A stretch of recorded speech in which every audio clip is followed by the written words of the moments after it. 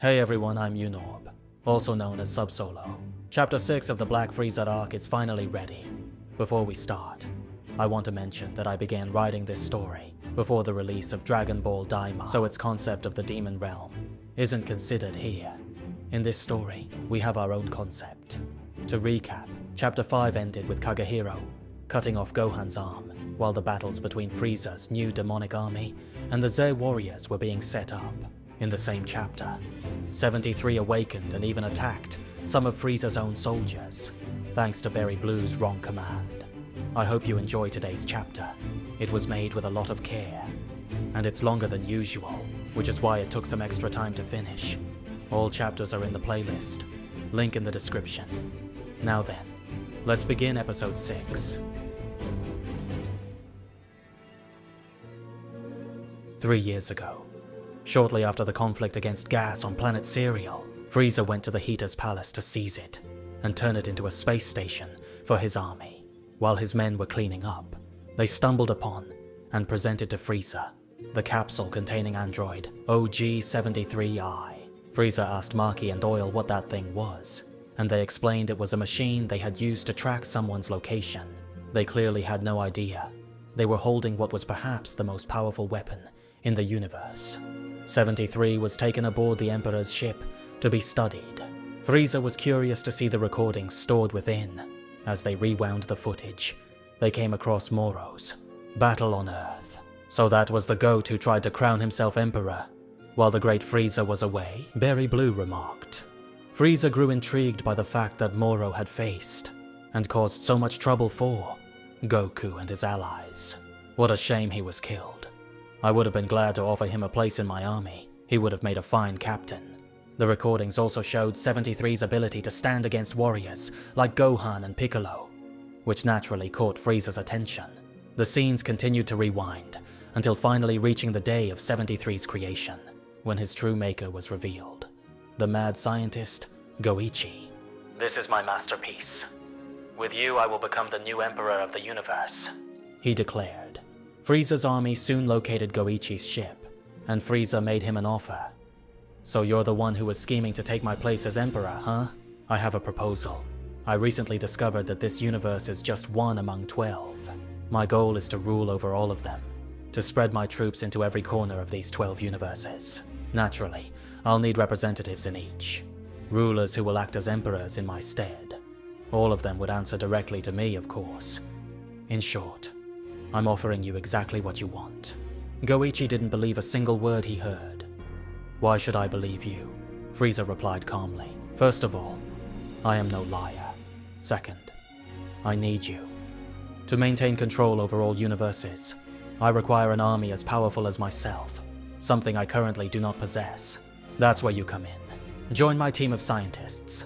I want you to build me an army of androids, not just replicas. I want you to improve them. Frieza's first demand for enhancing the android was to remove the 30-minute limitation on each copy. After all, there was no way to govern all universes with a power that ran out so quickly. The problem was that Goichi had already pushed the bioplasmic crystal copy tissues to their limit. To prevent them from self-destructing under the overload of stored information and energy, he had implemented a safety protocol in the system. After 30 minutes of use, each crystal would automatically format itself, erasing all copied data. To overcome this restriction, a new raw material would have to be found. That's when Frieza had an idea. He tore one of his own crystalline dermal plates, natural fragments of his biology, resembling crystals, from his shoulder, and handed it to Goichi to study as a possible substitute. Months of research and experimentation followed. The result not only surpassed expectations, but also redefined the limits of the project.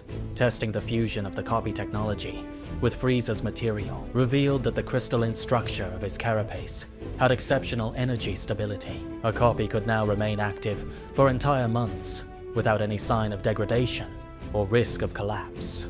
In short, the old 30-minute limit was extended to months, or perhaps it no longer existed at all. With this success, Frieza took Berry Blue and Goichi to a space tavern to celebrate, but also to discuss the next steps. As they drank, Berry Blue asked if Goichi had ever tried using the crystals on a living person. If that were possible, she said she'd love to test the powers of Lord Frieza herself, Goichi answered. Of course I've tried. In fact, that was the original project.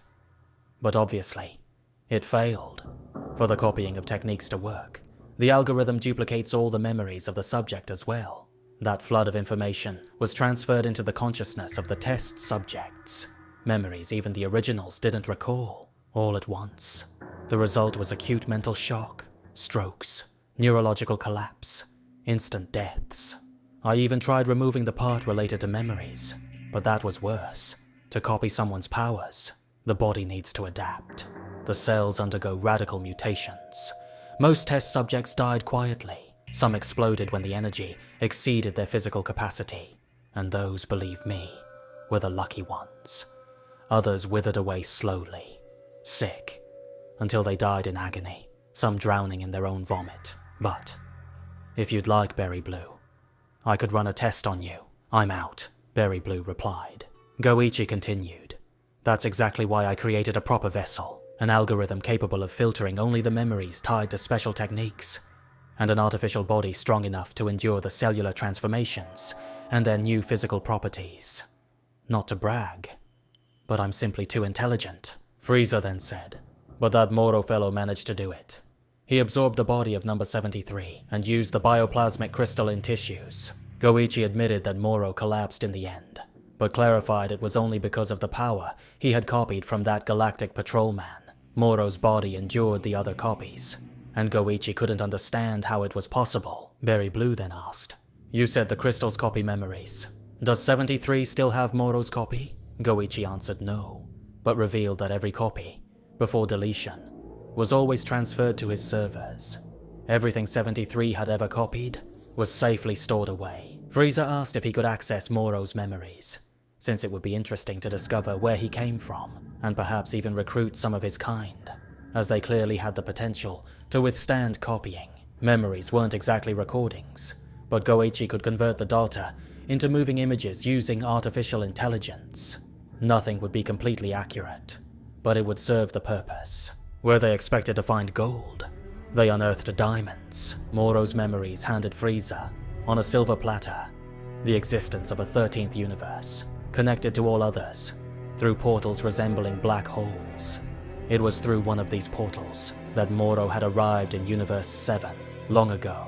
This 13th universe was originally created as a dumping ground, a true cosmic wasteland.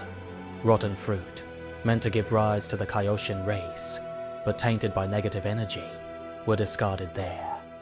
Parasitic creatures also emerged, including a symbiotic entity that would later evolve into Majin Buu, and many others that would spread across the universes. In time, however, the place shaped itself into something alive, thanks to the work of the rejected Kaioshins. Known as the Makaioshins, they built their own reality, and the place came to be called the Makai Universe. At its heart lay the Demon Realm, once ruled by Dabu Ra, but beyond that realm, countless other planets existed. Moro's memories showed a specific scene. Before arriving in Universe 7, he had invaded a frozen planet, so cold it should have been uninhabitable. And yet, a species had thrived there. In the visions, Moro massacred and drained the life energy of a people who looked strikingly similar to Frieza. Fascinated, Frieza muttered, So that explains why there aren't others like me in this universe. My dear grandfather must have come from this place. Frieza launched an expedition to locate the passage into Makai. He shielded his ship with his own energy to withstand the crossing through the portal, and when he finally reached the Makai universe, he journeyed to the ancestral homeworld of his kind. But he wasn't there to make friends. His devilish smile concealed cruel intentions. At the same time, he spread his forces across the Makai universe, seeking new powerful soldiers to recruit. Curiously, few of the Demon Realm's residents accepted his offer. The most powerful were far away, dwelling on remote, isolated planets. Maki and Doyle traveled to one such distant world, where they had detected a formidable energy. There they encountered Kagehiro and the sorcerer Erebrath, and were slain. Kagehiro raised his hand toward their corpses and chanted his technique, March of Echoes. the shadows of Maki and Doyle rose from the ground, given black, physical form, now obedient to his will. Kagehiro then commanded, "Take me to this so-called Emperor Frieza." Meanwhile, on the frozen planet, Frieza had the fortune of finding a few more of his kind, still alive. Moro hadn't exterminated them all after all, but the Emperor had no interest in preservation. He had already culled some himself. They were far too weak to join his army. The only value they carried was in their bodies, which served as raw material for the creation of new OG androids. In truth, these were weaklings, but Frieza was about to discover that not all of his species were so insignificant. A warband emerged, led by a colossal ancestor, 4 bulging arms, and a tail so immense it dwarfed even his own body. Then the giant spoke. King Zarian does not know you, little hatchling. Explain yourself before Zarian's wrath is unleashed.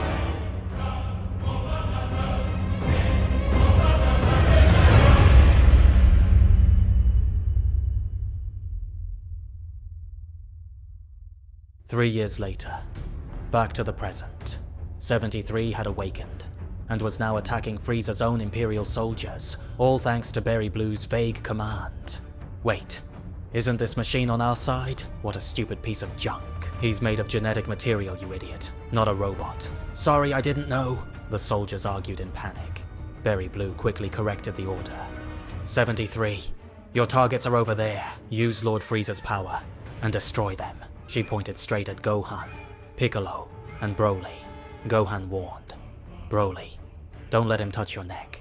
If he does, he'll copy your powers. Broly asked if they knew him, and Piccolo replied, yes, he looks different, but that's definitely 73. What I can't understand is how he ended up in Frieza's army. Suddenly, 73 began scanning his surroundings, until the presence of someone made him lose his composure. His gaze locked onto Goku. Who's this guy? Goku muttered. 73 grew increasingly furious, veins bulging across his body. Then Berry Blue shouted, 73! Lieutenant Zorin will handle him. Focus on your targets. Goichi reflected in silence. This behavior isn't normal. What's wrong with him? Meanwhile, Captain Yukihira spotted Caulifla, approached her, and said, I hate girl-on-girl rivalry. How about joining us instead, huh? You seem like fun. Meanwhile, the others braced themselves, waiting for 73's next move. Piccolo made an observation. She told him to use Frieza's copy. Gohan added, right. The only question is, when was that copy made? If it's recent, this won't be easy. Broly smirked. Perfect. I've been wanting to test my strength against Frieza. A copy will do just fine. At that moment, Caulifla shouted furiously that Goku, Gohan, Piccolo, and Broly weren't the only ones on the ship. She charged forward, but the captain grabbed her ankle. I told you already, didn't I? I'm offering you a job, Yukihira said. Caulifla transformed into a Super Saiyan, screaming, let go of me, bitch! She then unleashed a devastating kick straight into the captain's face. The sheer force sent Yukihira flying, crashing through the ship's ceiling and landing outside, unconscious. After that, Caulifla had dropped her guard for a brief moment. Caulifla, watch out! Gohan yelled. 73 was closing in, about to smash her with a brutal punch, but Gohan dashed forward at lightning speed, kicking Caulifla aside to save her. The blow now landed on him instead. 73's fist struck Gohan in the gut, making him cough blood, his entire body convulsing. The impact hurled him away at insane speed, crashing through the ship's hull and skidding across the ground. Yet he quickly stood back up, spitting blood. Then he began powering up. His eyes turned blood red. Clenching his fist, his muscles swelled as his aura exploded outward in a violent burst. He had awakened the beast form. 73 ripped through the ship's roof and descended to the battlefield below. The copy he was using was none other than Frieza's black form. And now, he and Gohan stood face to face, both at their absolute peak of power.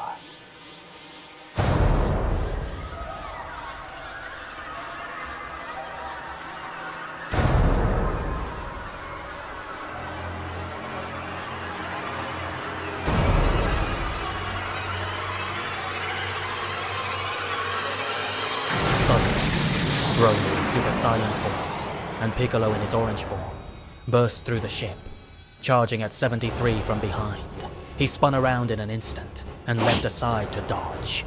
The sheer momentum carried Broly and Piccolo straight toward Gohan instead. 73 landed back on the ground, and now all of them stood poised, bracing themselves for the clash to come.